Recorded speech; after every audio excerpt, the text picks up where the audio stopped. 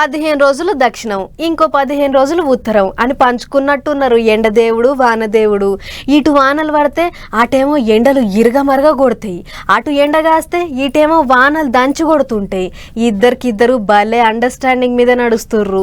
మన దగ్గర ఇప్పుడు వానలు పడుకుంటా చల్లగా ఉన్నది కదా, ఉత్తర భారతం అంతా ఎండలు దుమ్ము లేపుతున్నాయి, గర్మి కుత కుత ఉడికిస్తున్నది.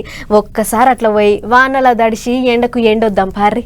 ఎవ్వలనైనా నమ్మొచ్చేమో గాని కాలాన్ని మాత్రం నమ్మలేకుండా అయ్యింది ఈ నడుమ. ఈ పాటికి రోహిణి కార్తె ఎండల మోకతోని ఒక్కొక్కరు బయటికి వెళ్ళాలంటేనే గజ్జున వనకాల్సిన సమయం. అసొంటిది మన కాడ శీతం వానలు పడుకుంటా అప్పుడే వానాకాలం వచ్చిందా అన్నట్లు అనిపిస్తుంది.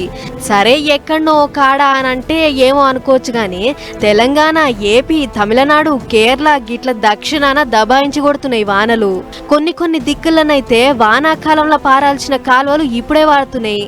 సరే మన దిక్కు ఇట్లుంటే ఈగటు రాజస్థాన్ దిక్కేమో ఎండ దేవుడు మాంచి మోక మీద ఉన్నాడు. నెత్తి మీద ఏం లేకుండా వట్టిగా బయటకు వస్తే మాడ వగలు కొడతా అన్నట్లు సుక్కలు చూపిస్తుండు. పొద్దున 8 గంటల సందే ఎండ కొర్రాయోలే మండుతున్నదట. జనం అగడుకు కింద మీద అయితుర్రాట. ఎండ సెగకు ఓపలేక జైపూర్ పట్నంలో ఏకంగా నీటి తుంపర్ల సౌలత్ చేసిర్రు. పెద్ద తోవల్ల బండ్లు పెట్టి వచ్చిపోయేటోళ్లకు జర్రంత చల్లదనం ఇచ్చే ఇగరం చేస్తుర్రు. మనుషులే మాడిపోతుర్రు. ఆ సొంటిది పీడికెడంత పానం ఉండే పిట్టలు ఎట్లా బతుకుతాయని కొంతమంది మట్టి గురులలో నీళ్లు పోసి పిట్టల దూప తీరుస్తుర్రు.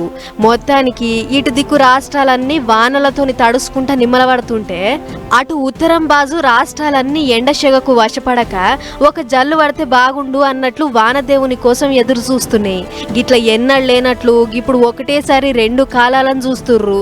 ఆయన ఏం కాలమో ఏమో పర్రి అంత తిర్లమర్లైతుంది.